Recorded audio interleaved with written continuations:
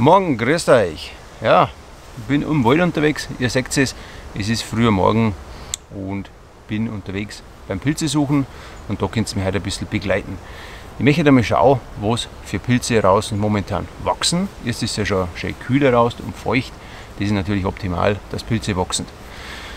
Ja, Pilze ist natürlich eine Materie für sich. Das kann man in mehreren Studiengängen durchnehmen, weil das so vielfältig ist und umfangreich, das ist Wahnsinn. Ich weiß bei weitem nicht alle Pilze, aber die gängigsten weiß ich, die kann ich sicher bestimmen und ich möchte halt einfach ein bisschen rumgehen und mal schauen, was ich für welche finde.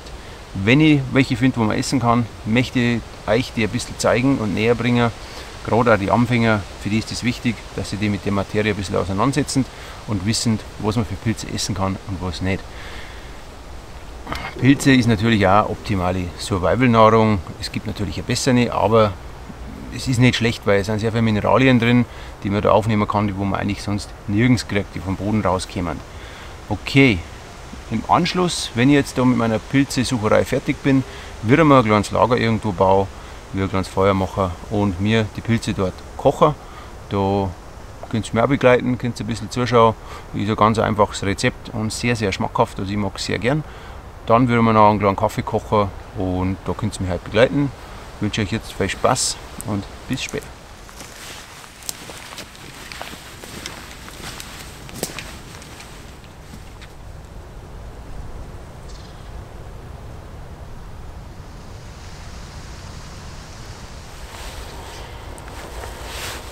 Also das ist unser Kollege der Birkenpilz.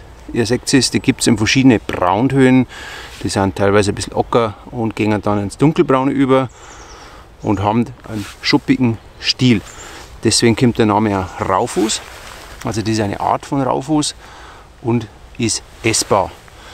Ob man es jetzt roh essen kann, weiß ich nicht. Bei den Rotkappen weiß ich, die sollte man nicht roh essen, da sind sie leicht giftig. Ich vermute, dass bei den Birkenpilze auch so ist. Ich sage jetzt einmal, der Birkenpilz ist ein Speisepilz, wo man essen kann. Er schmeckt jetzt nicht hervorragend wie ein Steinpilz oder ein Pfifferling oder so in die Richtung, aber man kann ihn drunter einmischen, das ist kein Problem. Und im jungen Zustand sind sie auch schön fest. Wenn sie älter werden, werden sie sehr schnell weich. Da haben sie es nicht mehr so gut, aber der ist gut und den nehmen wir mit. Das ist unser erster Kollege, wo ich heute gefunden habe.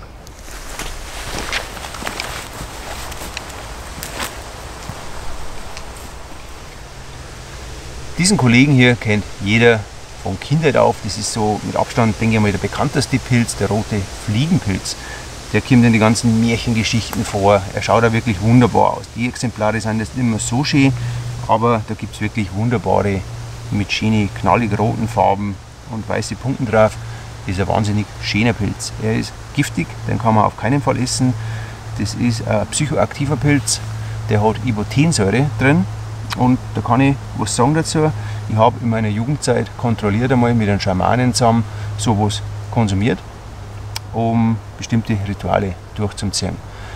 Es war für mich eine einmalige Erfahrung. Ich würde es nie wieder in meinem Leben machen, weil es auch für mich sehr unangenehm war teilweise. Und rate jeden davon ab, sowas zu probieren. Es ist je nach Konzentration auch ein Pilz, der tödlich enden kann.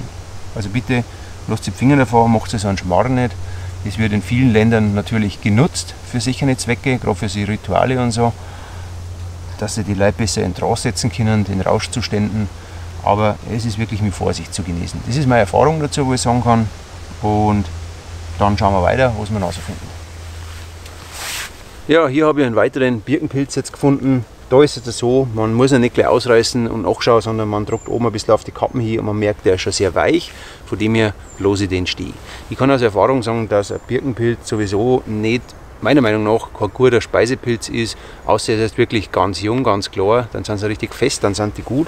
Aber wenn sie größer sind und so weich, dann sind sie nicht gut zum Frischkochen. Man kann ihn mitnehmen zum Trocknen, da ist er besser geeignet dann, aber so lässt man den einfach stehen. Man muss es nicht unbedingt alles abschneiden mitnehmen, wie es die meisten machen. Das hat schon seinen Sinn und Zweck, dass der jetzt da steht und kann da auch verrotten. Das ist ganz gut und ja, schauen wir weiter.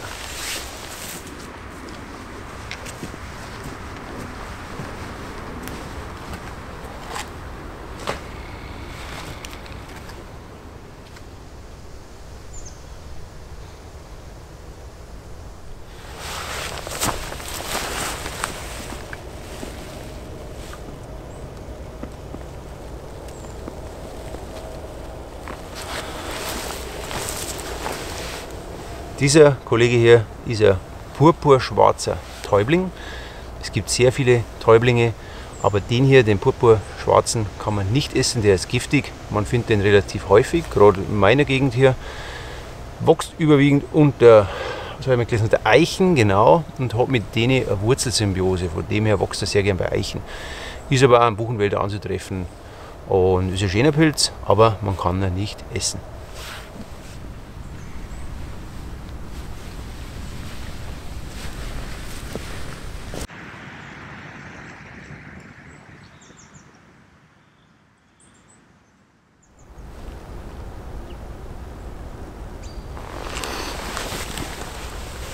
Jetzt habe ich einen den trifft man sehr häufig an, diesen Pilz. Das ist ein Maronenröhrling. Den trifft man wirklich sehr, sehr häufig an. Und ich persönlich finde, das ist ein hervorragender Speisepilz, gerade wenn er noch schön jung ist und schön fest, ist der sehr gut geeignet zum Verspeisen. Das Gute ist, es gibt keinen giftigen Doppelgänger von dem, also ich wüsste jetzt keinen.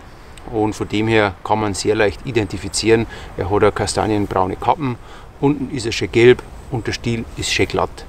Also man kann ihn fast nicht verwechseln. Auf das, wo man aufschauen muss, wenn er so ein, wie heißt das, der Schimmel, also ein Gelbschimmel, glaube ich, oder Goldschimmel, ich glaube ein Gelbschimmel, wenn der da befallen ist, sollte man diesen Pilz auf keinen Fall genießen, also nicht verwerten oder essen. Das ist dann nicht wirklich gut.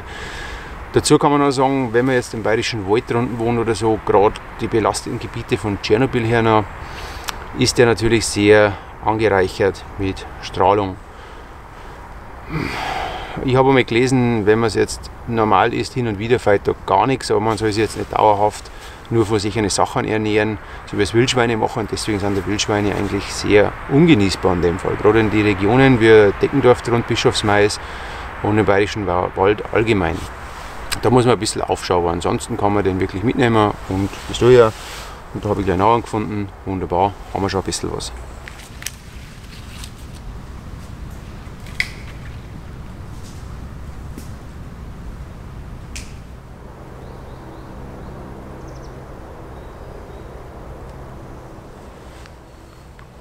Ihr seht hinter mir, da ist wieder mal eine Wildkamera. In den Wäldern sind sehr viele Wildkameras, das hat auch seinen Sinn und seinen Zweck. Das ist für die Jäger sehr wichtig, damit die wissen, was für Wild treibt sie da rum und dass Zählungen machen können und so weiter und so fort. Das hat nichts mit denen zu tun, dass schauen, wer im Wald rumschleicht, weil mir ist da auch noch nicht was passiert. Ich denke, in dieser Region werden wir viel kennen und ich bin auf sehr viele Wildkameras mittlerweile drauf. Ich weiß, wo die Wildkameras stehen, weitgehend, natürlich alle weiß ich nicht, aber das interessiert mich auch nicht. Lasst es bitte stehen, nehmt es nicht mit, es werden immer wieder welche gestohlen. Das ist ein Schmarrn, die kann man sich auch kaufen, weil die sind meistens mit Seriennummer versehen. Also das ist wirklich ein Blödsinn, lasst es bleiben, falls das irgendjemand vorhat oder sowas. Man kann das viel besser nutzen. Und zwar schreiben mir immer unheimlich viele Abonnenten an, wie man rauskriegt, wenn der Wald gehört hier.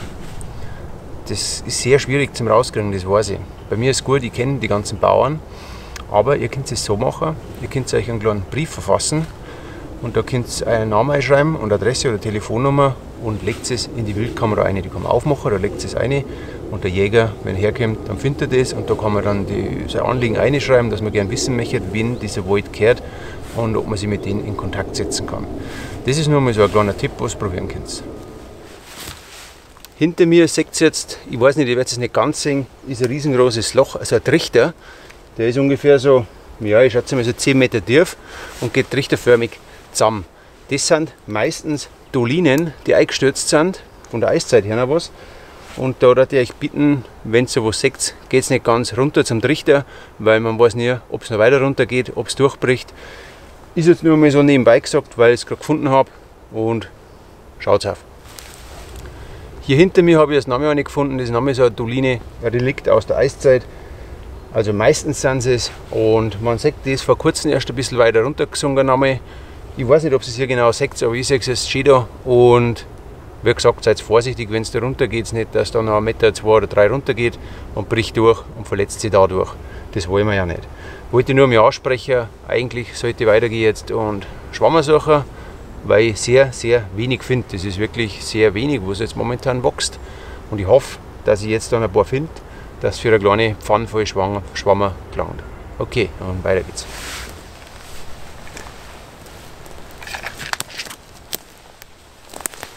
Wieder mal ein Maronen, das ist gut, weil dann kriege ich langsam mein Essen doch nicht zusammen.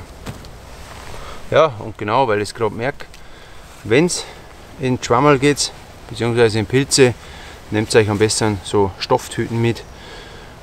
Plastiktüten eignen sich wirklich nicht dafür.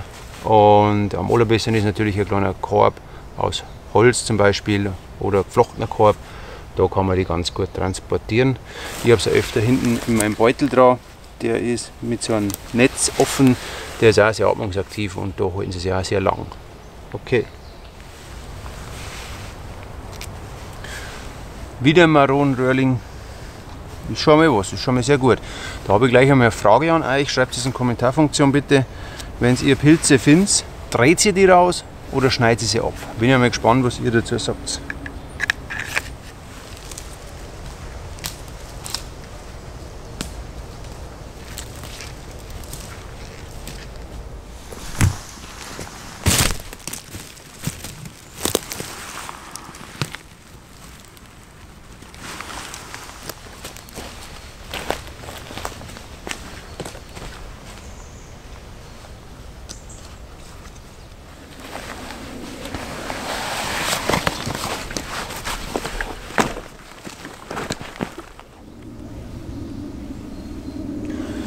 Ja, die Ausbeute ist sehr bescheiden, muss ich sagen. Aber das kann ich nicht beeinflussen. Wenn kein wachsen, kann ich euch nicht mehr zeigen. Ich wollte euch weitaus mehr zeigen, das hätte mir jetzt wirklich Spaß gemacht, dass ich ein bisschen Wissen weitergeben kann. Aber das ist jetzt nicht das letzte Video, wo ich Pilze herzeige. Ihr wisst ja, immer wieder baue ich was mit ein und werde euch die immer wieder ein bisschen zeigen, was ich heute so finde. Es ist ja so, letzte Woche war ich auch unterwegs, habe ich alles zusammengepackelt, Kamera, haben wir jetzt vorbereitet. Bin im Wald rausgefahren, war ungefähr 6 Stunden unterwegs und ich habe fast gar nichts gefunden, noch weniger wie heute. Und dann ist auch kein Video entstanden. Das gehört auch mal dazu. Wenn man YouTube-Videos macht, kann es auch mal sein, dass das nicht hinhaut. Aber das ist kein Problem, weil man ist trotzdem in der Natur aus und beschäftigt sich damit, noch intensiver wie normal und macht dann auch Spaß. Also das ist nicht umsonst gewesen, sagen wir mal so. Ja, und an diesem Platz hier, das habt ihr in meinem vorletzten Video der Wand gesehen, bin ich schon mal durchgegangen hier. Den Platz habe ich davor noch nicht kennt. Da war anscheinend schon mal jemand, hat ein kleines Lagerfeuer gemacht, das war nicht ich.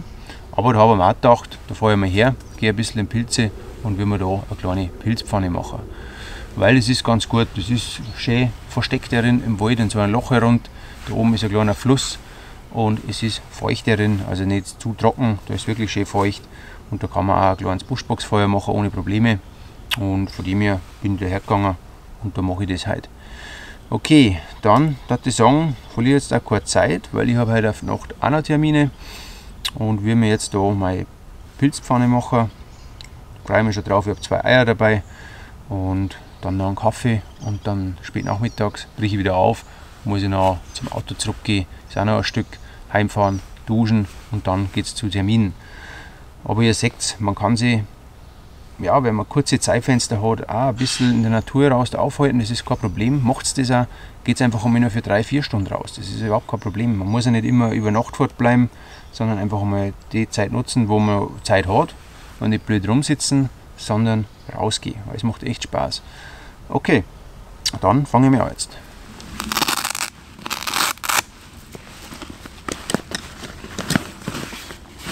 Okay, ich will jetzt hier ein kleines Tabspanner. Braucht man zwar halt nicht unbedingt, weil es ist wunderbares Wetter heraus, blauer Himmel, Sonnenschein und ich brauche es nicht als Sonnenschutz und ich brauche es nicht als Regenschutz. Noch, es sollte nachmittags Regen geben, aber ich finde, ein Tab gehört einfach bei dem, was wir machen, dazu. Das ist einfach dann ein ganz anderes Ambiente, das ist viel gemütlicher.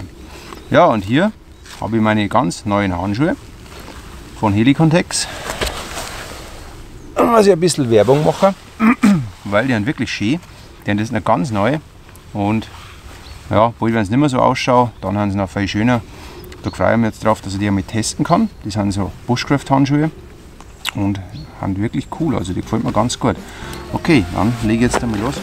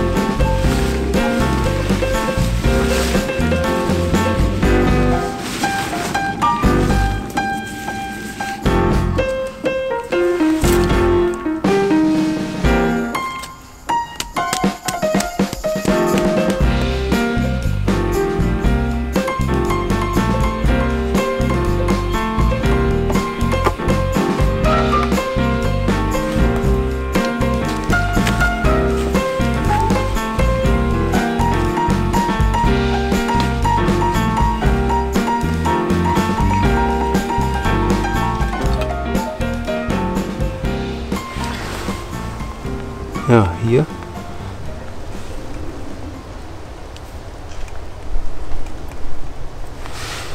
Das ist ein Bergmolch, und zwar ein Männchen, das sieht man hier hinten. Und da muss ich sagen, die habe ich jetzt schon lange nicht mehr gesehen. Das ist ein sehr erfreulicher Anblick. Schaut nicht mehr.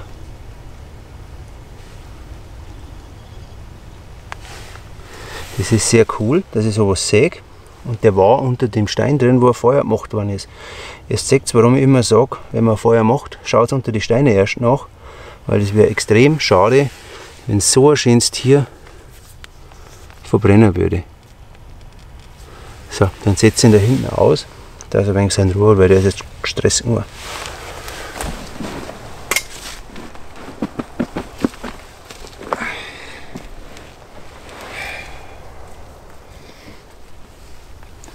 Ja, ihr habt das jetzt gesehen, das waren das ein paar Handgriffe, das ist ruckzuck gegangen und schon haben wir ein kleines Tab gespannt und habe hier einen kleinen Unterschlupf geschaffen.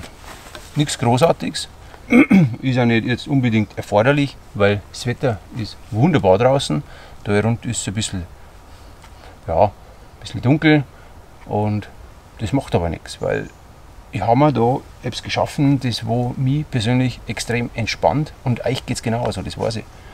Das ist das, wenn man ein bisschen rausgeht, vor allem die Flucht vom ganzen Stress draußen, vom Alltag, das Schnelllebige, einfach rausgehe, wie man so schön beschreibt, entschleunigt, und da baut man dann einfach ein bisschen was. Das muss nicht Sinn ergeben, ist scheißegal, das sei dahingestellt, aber es ist einfach so unheimlich entspannend, die paar Stunden, wo man da draußen ist, das ist echt schön. Ich würde jetzt dann noch ein bisschen Holz machen, wie wir dann in meiner Buschbox ein kleines Feuer anzünden und mir meine Pilzpfanne machen. Viel habe ich nicht, aber ich habe 2 Eier dabei, das reicht aus. Und das ist einfach ein schöner Tag dann für mich. Okay, und jetzt machen wir Holz. Premiere. Der Gerhard hat Lederhandschuhe, Bushcraft Lederhandschuhe. Keine Tactical Handschuhe, sondern Bushcraft Lederhandschuhe. Und die gelangen sich verdammt gut an, muss ich wirklich sagen. Also wirklich. Und da mache ich jetzt ein bisschen Holz.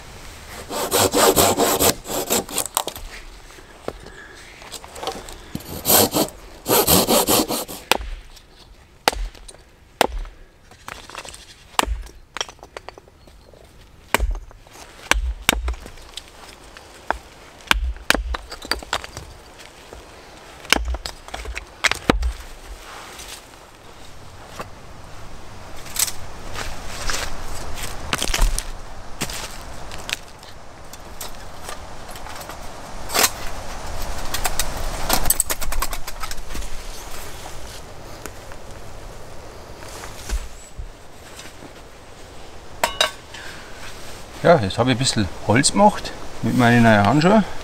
Ungewohnt, sehr ungewohnt, aber ich glaube, das lerne ich schon noch, dass ich besser umgehen kann damit. Irgendwie, ja, ist noch ein bisschen ungewohnt einfach, aber es schlägt sich sehr gut und ich denke, ich werde es auch öfter nutzen.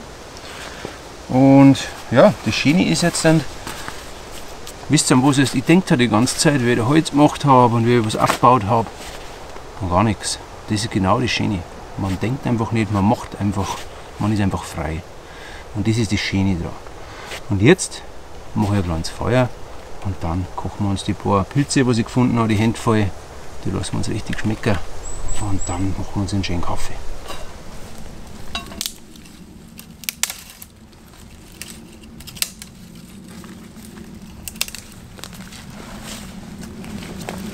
Ja, jetzt hier ein bisschen Reisigsamen.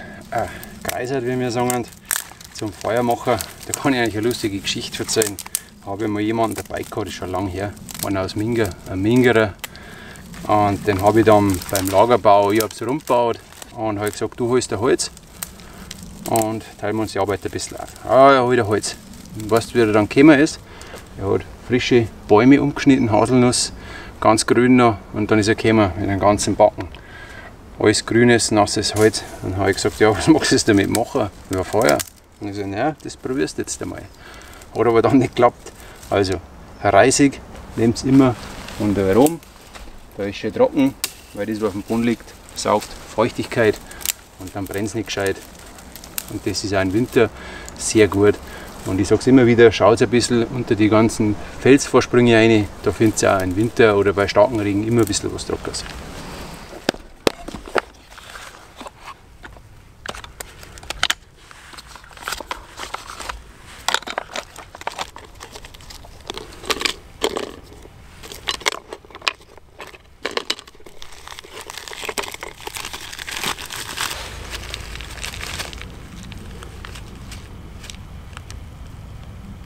Also das mit dem Mingerer vorher, gell, das war für eine Bestmann. Ihr wisst schon, wenn ich meine von den Mingerer. Genau die. Weil ich kenne sehr viele Mingerer, die echt schwer in Ordnung sind. Da kann man nichts sagen. Mingerer passen schon, da habe ich selber einige Jahre gelebt. Und das ist echt okay da oben. Wirklich feine Leute.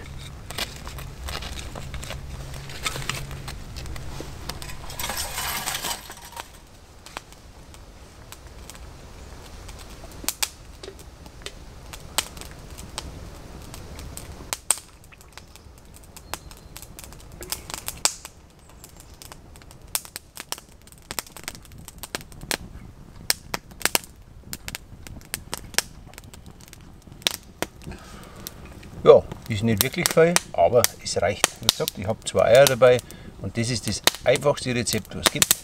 Kennt jeder. Wer es nicht kennt, verzeiht es schnell. Man schneidet die Pilze her, man brät es schnell an in Öl, gibt ein Ei drauf, vermengt das Ganze, Salz, Pfeffer. Ich tue mir ganz gerne einen Kümmel noch rein, ein bisschen Petersilie und fertig. Und bei Pilzen bitte wascht es nicht unter fließendem Wasser, sondern wischt es einfach nur ab. Die ganzen Fraßstellen schneidet es sauber raus. Die sollte man wegschneiden. Und dann steht ein guten Pilzgenuss eigentlich nichts im Weg.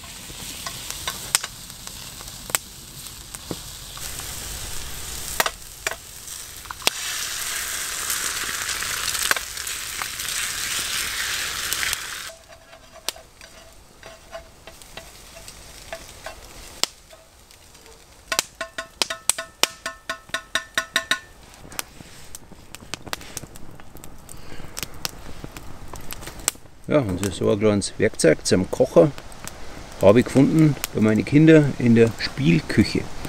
Die haben wir jetzt verkauft, aus dem Alter sind sie jetzt raus. Und da habe ich ein bisschen so durchgeschaut. Der ist auch ganz gut. Haben wir mal bei Ikea gekauft. Da gibt es sowas. Könnt ihr mal schauen. Ist günstig und schlägt sich ganz gut. Und passt auch schön in die kleine Taschen rein. Dann habe ich Löffel, Messer und Gabel dabei und ein bisschen so ein Wender. Das reicht.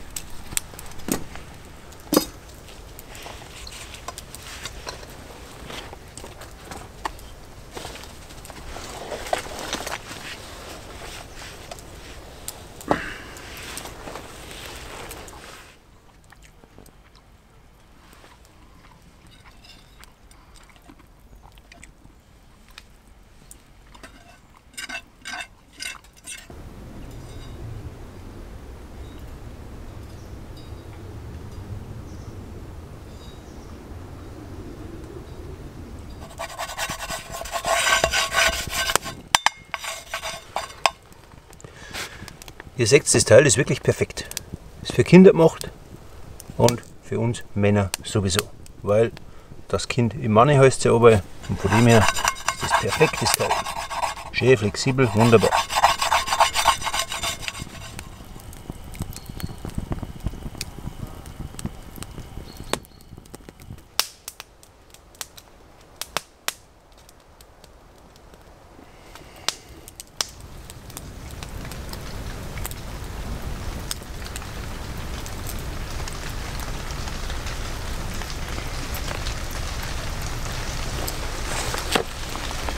Ja, ihr habt es gesehen, ich habe jetzt sehr gut gespeist.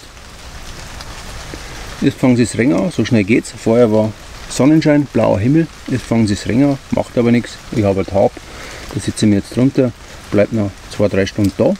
Wir müssen schön Kaffee kochen und ein bisschen entspannen, ein bisschen mein Buch noch lesen. Und ihr habt halt einfach einmal gesehen, wie das abläuft, wenn ich eigentlich einen Beitrag abbreche. Normalerweise ist es so wie letzte Woche, dass ich den Beitrag abbreche und gehe heim, weil ich wollte euch was über Pilze erzählen und habe gut gefunden und bin letzte Woche dann trotz allem, habe ich mein Lager aufgebaut, habe mir einen schönen Tag gemacht draußen, nur habe ich nicht gefilmt. Und heute habe ich mir gedacht, nein, ich breche jetzt einmal nicht ab, ich nehme die Kamera trotzdem jetzt weiter mit, film weiter und dann seht ihr das, wie das ausschaut. Ein paar Pilze habe ich erklären können, habe leider nicht viel gefunden.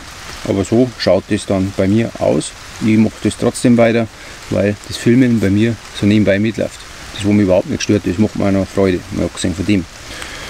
Genau, und ansonsten, wie gesagt, es regnet jetzt ein bisschen, ich bin aber sehr gut geschützt vom Blätterdach her. Und da kommt auch ein bisschen die Sonne schon wieder raus, von dem her, vielleicht regnet es gar nicht lang und wenn, ist es mir egal. Aber gute Kleidung, aber ich habe, die mir ist egal. Und zum Auto habe ich noch 1,5 Stunden, das ist nicht weit. Okay, bin jetzt bald wieder unterwegs. Die nächsten Tage, da will ich über Nacht bleiben wo. Das wird auch voll geil, da freue ich mich drauf. Und da gibt es wieder ein bisschen längeres Video dann, so ein Tourenbegleitungsvideo. Die gefallen euch ja recht und mir macht es auch unheimlich Spaß, dass ich das zeigen kann.